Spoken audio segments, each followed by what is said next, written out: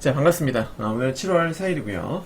화요일입니다. 화요일 마감 브리핑 시험편 진행해 보도록 하겠습니다. 네.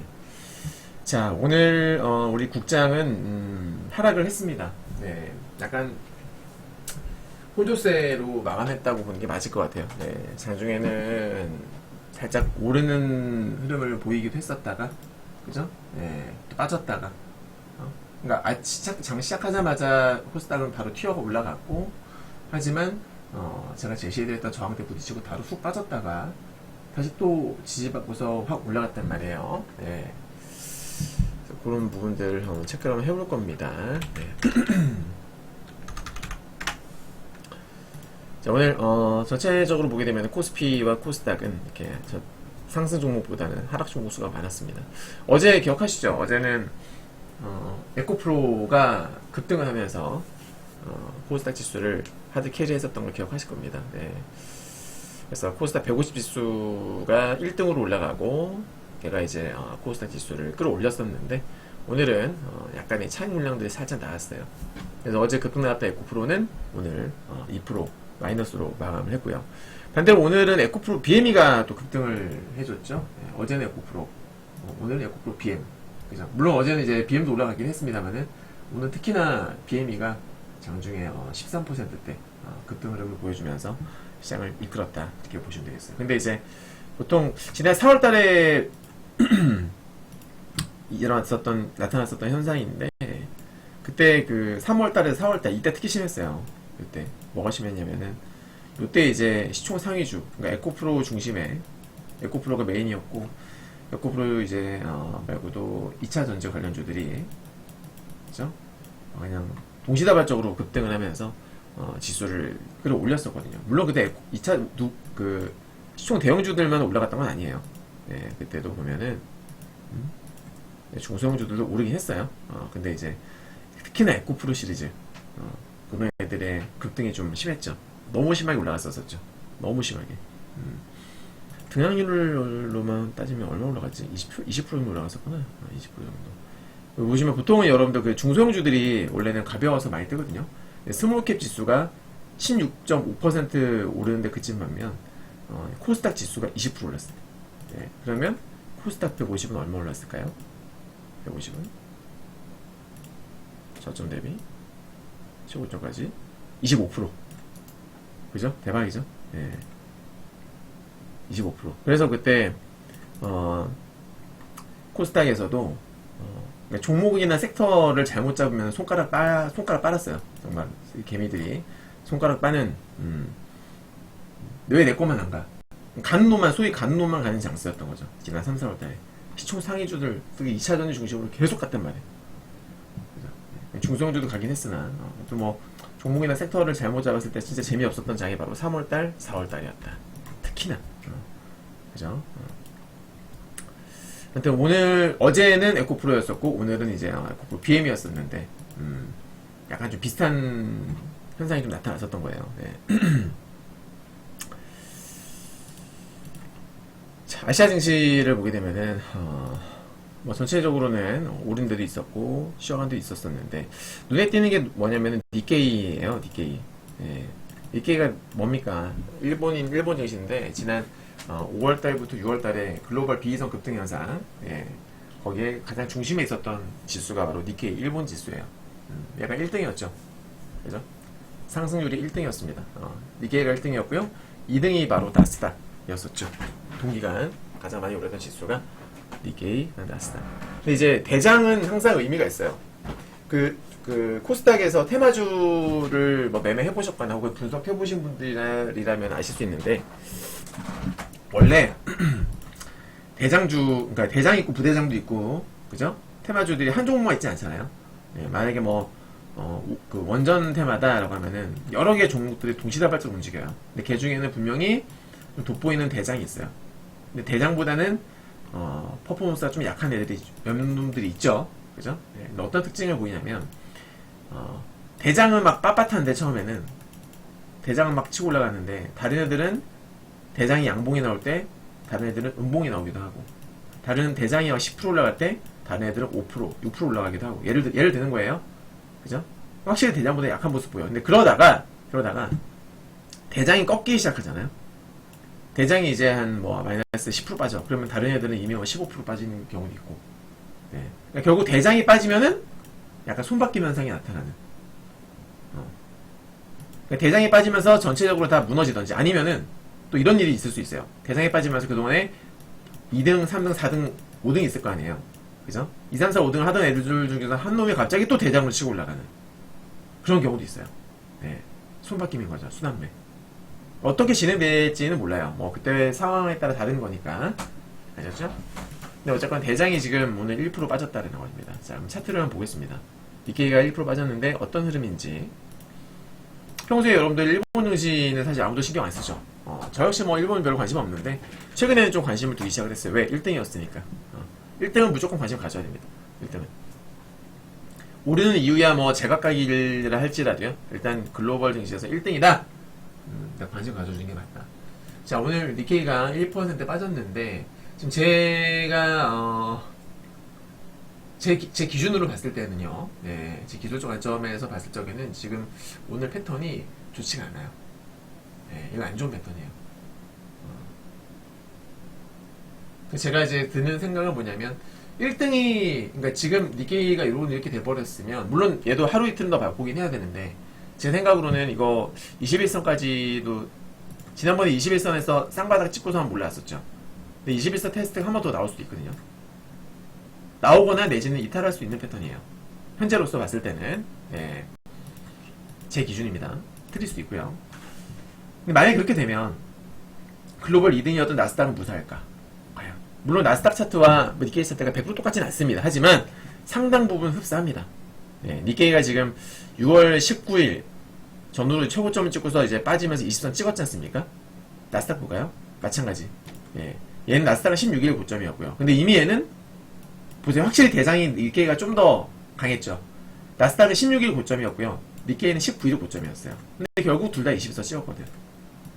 맞죠, 여러분? 그죠? 예. 했잖아요. 그리고 오른 시점도 비슷합니다. 자, 일본 증시가 121선 밑에서 재미없을 때 딱 3월 중순부터 이제 랠리를 시작을 했어요. 그때부터 계단식으로 막 올라가기 시작을 했지. 나스닥 볼까요? 나스닥도 3월 중순 딱 정확합니다. 근데 얘도 그때 121선이었거든, 노란색. 그때부터 딱 올라가기 시작을 했어요. 그러니까 일본과 출발점이 상당히 비슷했던 나스닥이에요. 그러니까 지금 무시할 수 없죠. 근데 상승률이라든지 뭐 탄력 이런 것들은 일본이 단연코 그냥 앞섰습니다. 근데 그러던 일본이 이제 오늘 좀 안 좋게 마감한 거예요.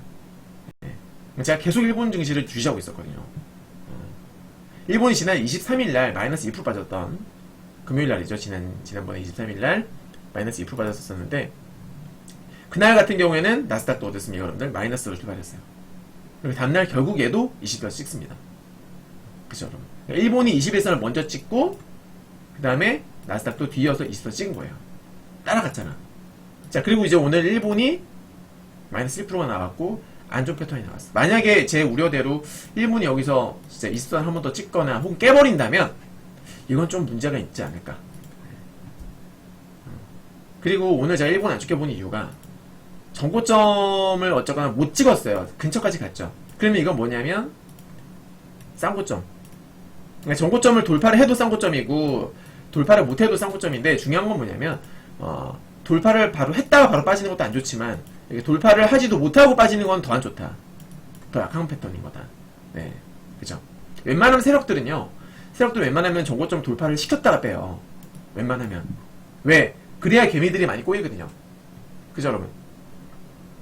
전고점 돌파시켜야 개미들이 또 우리 초보 개미들은 마치 불빛만 보면은 막 달려드는 불나방대처럼 막 달라붙는단 말이에요. 그죠? 여러분들 초보 때 기억해 보세요. 급등 나오던 장대 항공 좋아했잖아. 그죠? 지수가 전고점 돌파하려고 딱 올라가잖아요. 그러면은 차트 F들 되게 많아요. 막 울긋불긋한 애들이 되게 많이 나온다고 검색해보면. 그죠? 당장이라도 막 날아갈 것만 같은 이쁜 차트를 한 종목들이 눈에 상당히 많이 띕니다. 그렇게 만드는 거예요. 예, 세력들이. 이렇게 해서 개미들이 막 들어오면은 걔네한테 물량을 넘기고서 걔네들은 엑시트 하는 거지. 그게 이제 전형적인 전고점 돌파하고 나서 막 급락하는 패턴의 어떤 태클을 타는 거예요, 걔네들이. 근데 지금 얘 같은 경우에는 경우에는 전고점 돌파를 못하고서 바로 빠졌다고. 거기다 1%. 그러니까 보통 이런 장대 양봉이 나오게 되면 이 그 갭상승, 그것도 갭상승 장대 양봉이에요. 일본이. 맞죠? 시초가 갭을 띄웠단 말이에요. 시초가 누가 만들어요? 세력들이 만들어요. 여러분들이 죽어라! 아침부터 동시효과 때부터 막 몰빵하고 해봤자 지수의 시초가 못 띄웁니다. 그렇죠? 지수 시초가를 어떻게 띄워? 일반 개미가. 이거는 큰손 메이저들이 띄우는 거예요. 그 말은 무슨 말이냐? 이 시초가가 뭐예요? 맥점이다라는 거예요. 맥점. 그죠? 갭상승 혹은 갭하락할 때의 시초가는 무조건 맥점으로 보시는 게 맞아요. 거기는 세력들이 딱 정해놓은 가격이에요. 정해놓은 가격인데, 야, 여기 앞으로 중요한 가격이야. 너희들 알았지? 이거 우리 보이지 않는 약속인 거야. 여기가 또 중요한 가격이다. 딱 걔네가 세팅을 해놓은 겁니다. 맥점이라고 말씀드렸는데 실제로 보니까는 얼마 전에 고점 딱 여기, 그리고 장대 연봉의 고점 딱 여기 딱 걸리잖아. 그쵸? 맥점인 거예요. 갭상승 장대 연봉의 종가 부근 딱 걸린다고. 그러니까 다 이유가 있는 거죠. 그런데 중요한 건 오늘 뭐예요? 갭하락을 했고, 자, 갭상승했던 시초가, 오늘 갭하락했던 시초가 거의 일치하고요. 그러면 맥점을 찍었으면 반등이 나왔었어야 되는 건데 반등에 실패했어요. 눈봉이 나와버렸다고. 그러니까 기술적으로는 지금 오늘 매우 위험한 상태가 된 겁니다. 니케이는. 네. 니케이는. 만약에 제가 니케이 선물도 지금 한다고, 리딩 한다고 하면 저는 쭉 뷰로 보고서 매매를 할 것 같아요. 리딩을 진행할 것 같아요. 네. 가능성이 높아 보입니다. 일단은. 그래서 글로벌 증시 1등이었던 니케이가 지금 조금 불안불안한 모습 보이고 있다. 지난 5, 6월 글로벌 1등이었던 니케이 지수 불안한 모습. 지난 3월부터 나스닥과 지난 3월 중순부터죠.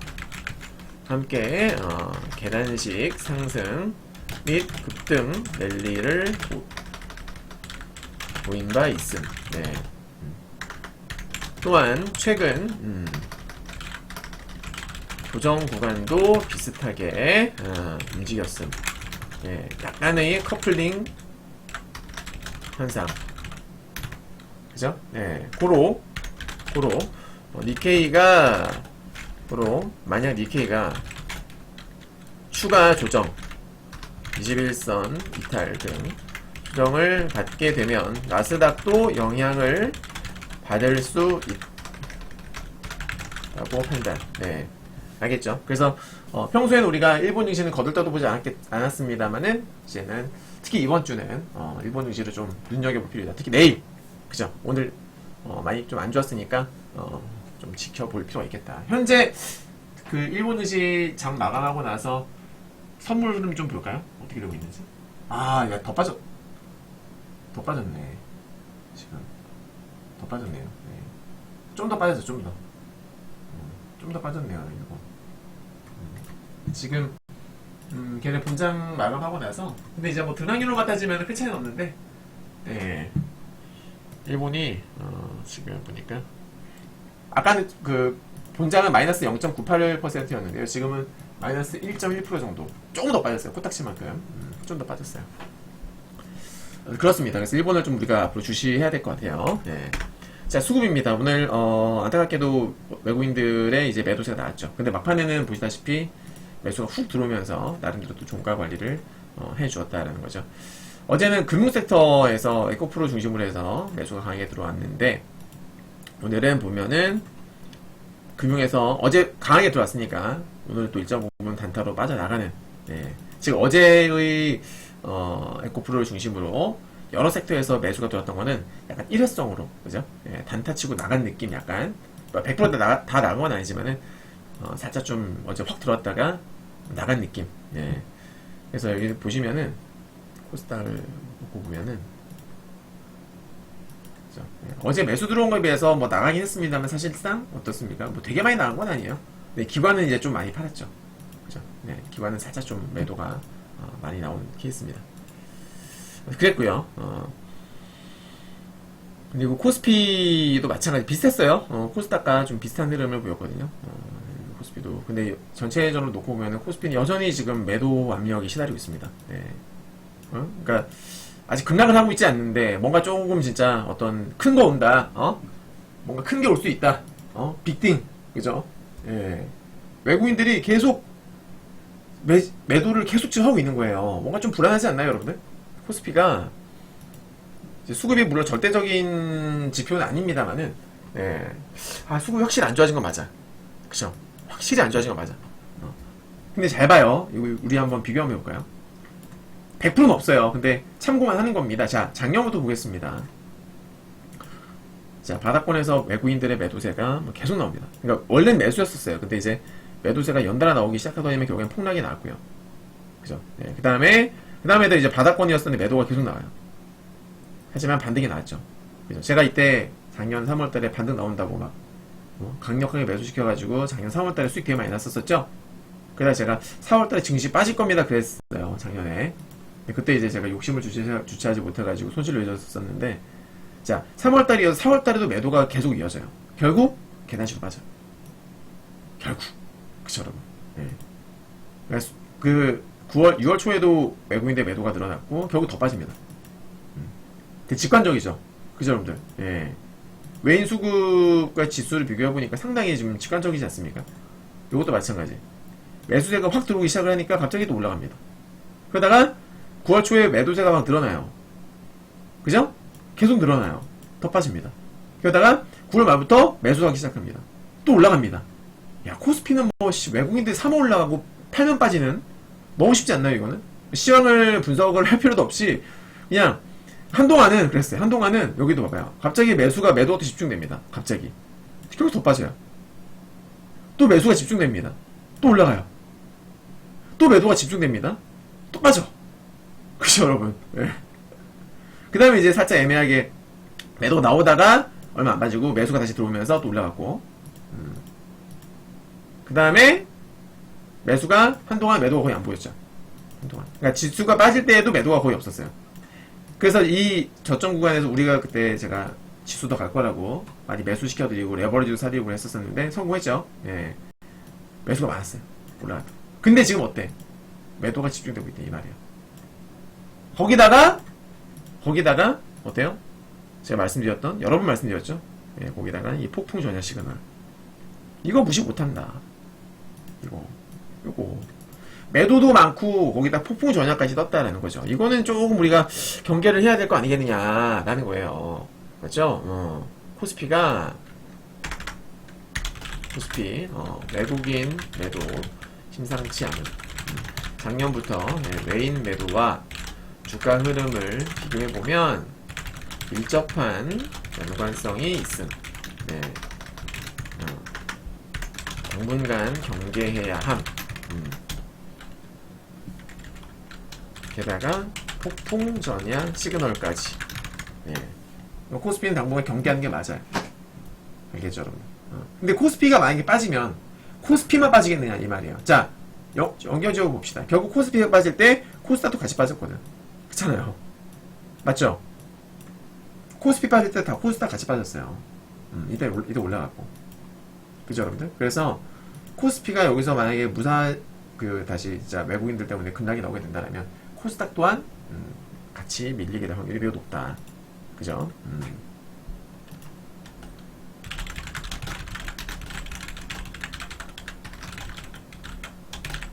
코스피가 빠지면 코스닥도 무사하지 못할 것이다라는 점. 네. 자,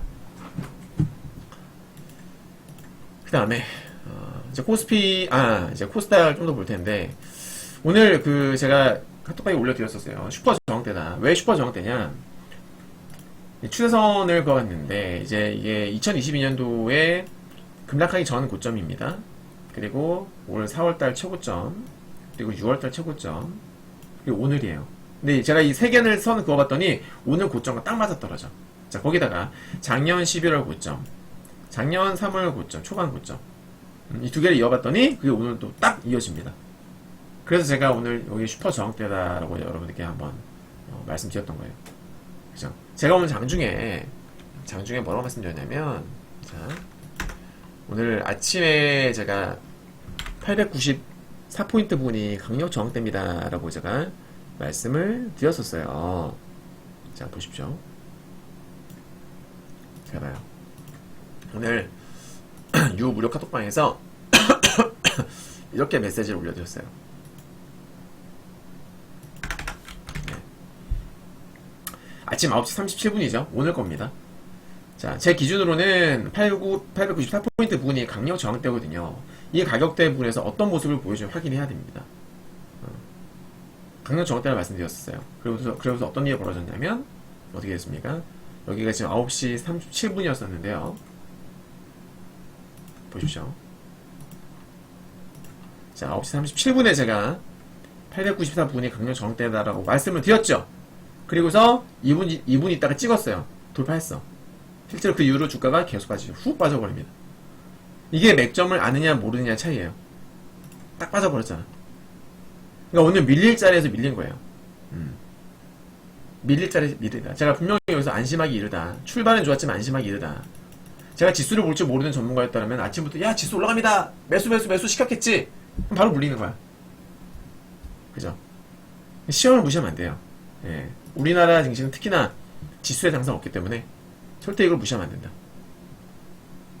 그리고 제가 또 뭐라고 말씀드렸냐면 오늘 반드시 양봉으로 마감해야 된다. 양봉으로. 네. 음봉으로 마감하면 안 된다. 양봉으로 마감해야 된다. 단 음봉이 나오더라도 이제 몸통이 통통한 음봉은 특히나 더 안 좋다. 라는 이제 의미로 말씀드렸던 것인데 오늘 다행히도 지금 어떻습니까? 코스닥은 어떻게 됐어요? 음봉은 음봉인데 자 다시 이걸 보겠습니다. 네. 오늘 음봉은 음봉인데 어떻게 됐어요? 아랫꼬리가 좀 달렸고 결과적으로는 전일 종가보다 플러스가 났어요. 오늘 상승형 음봉이었던 거죠. 상승형 음봉. 그렇죠. 상승형 음봉이었다. 그래서 코스닥은 일단 나쁘지 않았어요. 오늘 코스닥은 상승형 음봉이므로 일단은 긍정적이다. 단 여기 보여지는 대로 이제 슈퍼 저항대인 만큼 우리가 하루 이틀은 더 봐야 되지 않겠느냐. 네. 하루 지지받았다고 해서 무조건 올라간다라고 하면은 주식 너무 쉽겠죠. 그러니까 이런 거예요. 저항대가 이렇게 있을 때요. 저항대입니다. 근데 이제 어떤 종목이 이런 장대 항목이 나왔어요. 나왔는데 다음날 도지캔들이 나왔다 이거야. 좋은 거죠. 왜? 밀려야 할 자리에서 안 빠지는 이런 이쁜 도지가 나왔으니까. 이거 나오면 아무래도 오를 확률이 높아지는 사실입니다. 맞습니다. 네. 근데 이거 나왔다고 해서 100% 올라가면 너무 쉽지 않겠습니까? 이거 나왔다고 금방 나오는 케이스 많습니다. 이렇게 페이크인 거죠. 많아요. 그래서 제가 하루 정도 더 봐야 된다 말씀드리는 거예요. 하루 정도는. 이거 하나만 가지고는 단서가 부족해. 어쨌거나 넘어가지 못했잖아요. 그죠? 이 선을 넘긴 건 아니지 않습니까? 네, 넘겼으면 제가 야 이건 좀 좋다 한번 기대해보자 그랬을 텐데 넘기지 못했단 말이죠. 네.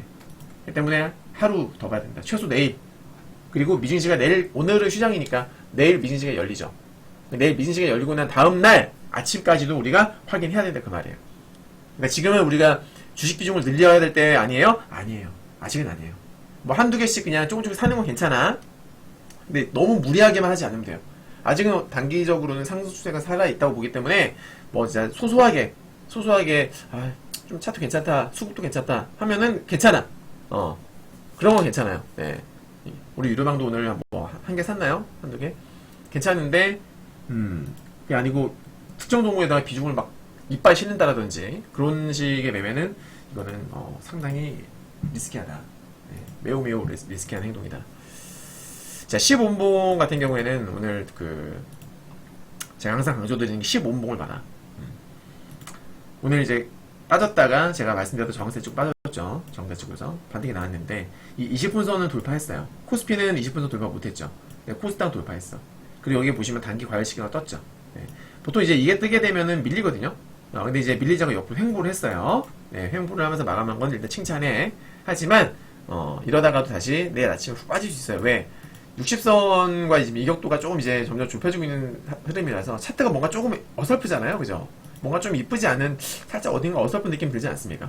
네. 이게 만약에 내일 이제 여기 찍고서 올라오면 좀 예뻐지는 거죠. 네. 근데 60이 올라오기 때문에 제 생각에는 내일 아침에는 한번 살짝 찍거나 그러니까 지지 받을지 모르겠어요. 네, 이제 찍고서 지지를 받을지 아니면 이탈할지 모르겠지만은 내일은 오전 중으로 한번 60선 지지 테스트가 나오지 않을까. 라고 개인적으로 생각을 해요. 네. 개인적으로는. 물론 안 찍고 올라갈 수도 있겠죠. 그죠? 100% 패턴 없으니까요. 네, 여기도 보시면은, 지금보다는 보시면은 이렇게 딱 가다가 20선 깼는데 안 찍고서 바로 올라갔죠. 그죠? 이럴 수도 있는 거예요. 여기도 찍으려고 하다가 안 찍고 올라갔죠. 그죠? 참고만 한 겁니다. 아, 그럴 수도 있겠구나. 네, 어서오세요, 처음처럼님. 그렇구요. 코스피도 오늘 보시면 21선 돌파에 실패했습니다. 코스피가.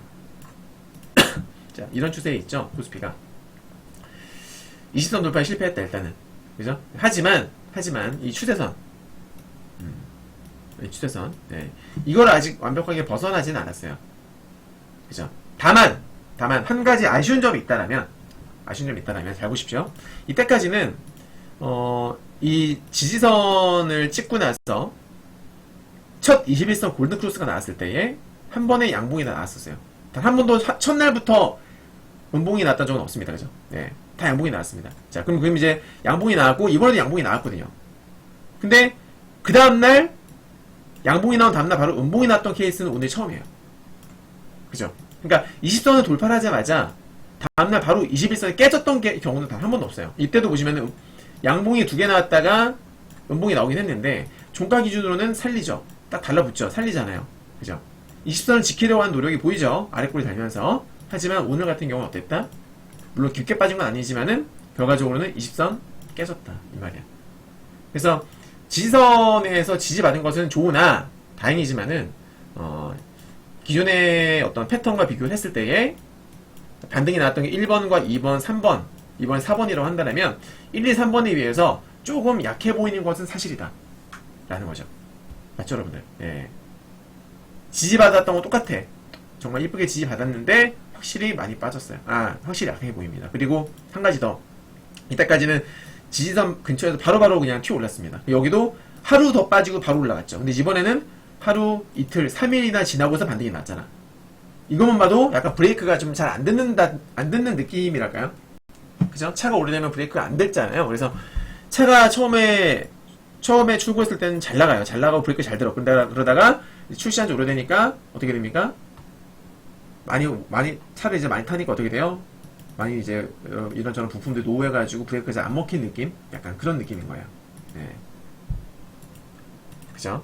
그래서 코스피가 좀 약합니다. 네. 기존 패턴 대비 추세선 깨지진 않았으나 기존 지지받던 모습들과 비교해보면 이번이 가장 약했음. 네. 코스피 외국인 매도에 대해서 제가 좀 전에 설명을 드렸죠. 드렸습니다. 그래서 국장 같은 경우에는 아직은 우리가 드라이브를 걸 때는 아니다. 그죠? 드라이브를 걸 때는 아니다. 이렇게 정리를 해볼 수가 있겠고요. 자, 미증시입니다. 드디어. 미증시는 사실 제가 어제 미증시 휴장이라고 말씀드렸었는데 착오가 있었습니다. 죄송합니다. 네, 미증시는 오늘 휴장이고요. 어제는 반장이었어요. 반장. 어제는 조기 마감을 했었었죠. 미증시가. 어제 2시 넘어서 마감했었나? 어제 미증시가? 그죠? 어제 2시 넘어서 마감했던 것 같은데 맞습니까, 여러분? 그랬던 것 같아요. 2시 넘어서 마감. 그래서 보면은 큰 차이는 없어요. 근데 저는 대비 올라갔는데 어제 하루 살짝 또 올라가면서 여기 보시면 이 갈색 보이십니까? 갈색이 이제 단기 초과열 시그널이에요. 단기 초과열. 저희가 지난번에 나스닥 숏 잡을 때에 숏을 먹었을 때 이때 우리가 숏을 먹었었거든요. 숏 1차 매수, 2차 매수에서 이제 이날 숏을 먹었었는데 이때도 보시면 갈색이 뜨고 나서 다음날 또 탄력이 확실하게 둔화가 되고 급락을 했어요. 보이시죠? 네. 맞죠? 100%는 없습니다. 근데 이때도 보시면 갈색 뜨고 나서 확 급락이 나옵니다. 그러니까 갈색이 뜨고 나면 여기도 갈색이 뜨고 나서 급락이 나오고요. 맞아요? 여러분들? 맞슈미끼야? 맞아요? 안 맞아요? 갈색은 단기 초과열을 잡아주는 시그널이에요.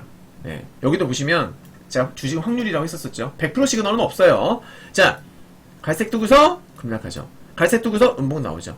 하지만 그 이후로 급등 별로 안 나오잖아. 결국 빠졌단 말이야. 갈색 뜨고서 급락하죠. 갈색 뜨고서 어떻게 돼요? 바로 못 올라가죠. 개파라 가죠. 즉 선물로 숏쳤으면 먹었다 그 말이야. 여기도 갈색 뜨고서 또 빠지죠. 개파라겠잖아. 갈색 뜨고서 급락하죠. 확률이 매우 높다라는 점. 그죠? 시그널 잘 만들죠? 네, 제가 시그널 만드는 걸 되게 좋아합니다. 진짜로. 재밌어요. 이런 패턴, 숨은 그림 찾기 하는 것 같아. 숨은 패턴을 잡아내면 재밌어. 자, 갈색 떴죠? 하루도 올라갔으나 급락. 갈색 떴죠? 급락. 갈색 떴죠? 급락. 갈색 떴죠? 급락. 갈색 떴죠? 하루도 올라갔어요. 하지만 결국 쇼송이 뜨면서 급락.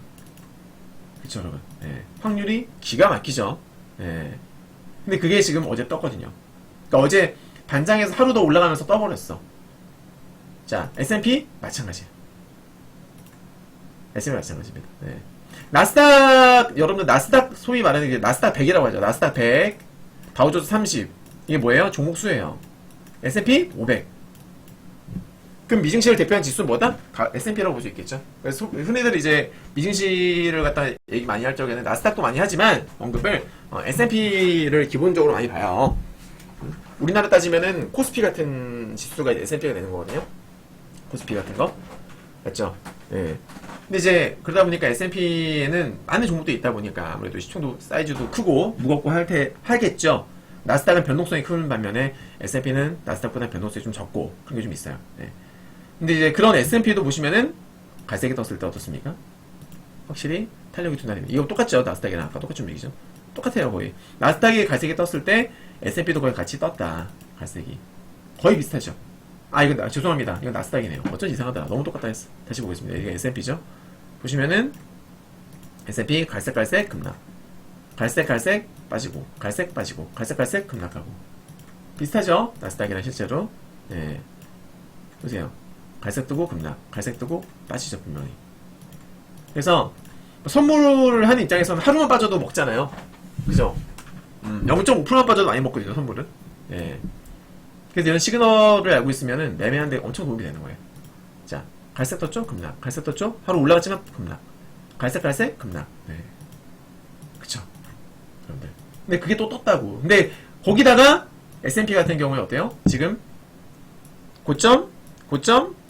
고점이야. 맞아, 안 맞아? 여러분. 그죠? 그래서 추세선상으로도 고점인데다가 어제 정말 코딱지만하고 올랐을 뿐인데 갈색이 떠버렸어요. 거기다가 회색 시그널까지 떠요. 회색 시그널. 회색. 자, 회색 급락. 회색 급락. 회색 급락. 파란색 급락. 파란색 급락. 파란색 다이아몬드 급락. 파란색 다이아몬드 이틀째 떴죠, 지금. 그래서 지금 S&P는 내일 빠질 거다라는 시그널들이 너무나 많이 보이는 거야. 여러분. 내일 S&P 빠질 거예요 라고 지금 막 저한테 알려주고 있는 거예요. 자, 이 상황에서 제가 이런 미증시 시황을 모르는 전문가였다면 오늘 매수합시다 막 하겠지만 저는 이게 보이는 거지. 그래서 저는 매수 사인은 아까 우리 회원님들이 그랬어요. 신규 매수를 할 엄두가 안 난다고 제가 아까 뭐라고 말씀드렸냐면 어떻게 말씀드렸더라 제가? 잠깐만.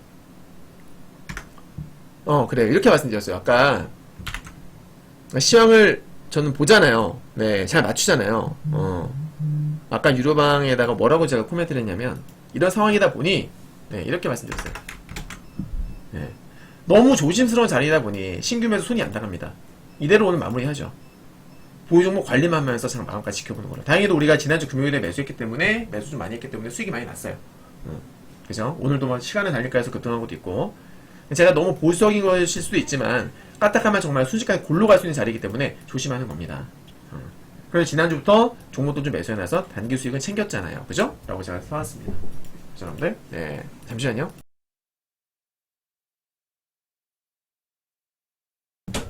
이런 거예요. 그래서 지금 미증시는 아무리 봐도 진짜 그러니까 추세는 너무 예뻐 보이지. 일반 개미들이 봤을 때는 꿀이지. 너무 좋지. 야씨. 일반 개미들을 봤을 때는 야 전고점 돌파해도 안 밀려? 야 대박 아니야? 올라가는 거 아니야? 이렇게 생각할 수 있는데 그거는 초보니까 한 소리고 네 맞죠? 지금 너무 위험하다. 이해되셨습니까 여러분들? 여기서는 숏이다. 일단은 확률상으로는 숏이 보인다라는 거죠. 네, 그래서 미증시도 마찬가지로 최소 한두 개는 더 우리가 캔들을 확인해주자. 자 결론입니다. 자 결론은 우리 국장도 마찬가지지만은 국장 미장 둘 다 하루 이틀 더 확인을 해주는 걸로 자 네, 더 지켜보는 걸 합시다. 알겠죠? 자 오늘 시장 브리핑은 여기서 마치도록 하겠고요. 우리 유튜브로 듣고 계신 분들은 도움 되셨으면 우리 좋아요 한 번씩 좋아요 막 커방 눌러주세요. 그죠? 좋은 내용이잖아. 이런 콘텐츠의 시황 브리핑이 어디 있습니까? 솔직히 유튜브에 아무리 찾아봐도 이런 거 없어요. 그죠? 네, 저는 확률로, 저는 무조건 확률로 얘기하거든. 애매모호하게 경제지표가 어떻다, 저떻다, 인세션이 어떻다, 이런 얘기 안 합니다. 저는 그냥 확률로 보여드려. 눈으로 보여지잖아. 시그널을 만들어 놓으면 빠질 자리, 올라갈 자리가 보이잖아. 확률이 보이잖아. 그죠? 저는 무조건 확률로 승부를 합니다. 네. 좋아요 많이 눌러주시고요. 오늘 브리핑은 여기서 마치겠습니다. 감사합니다.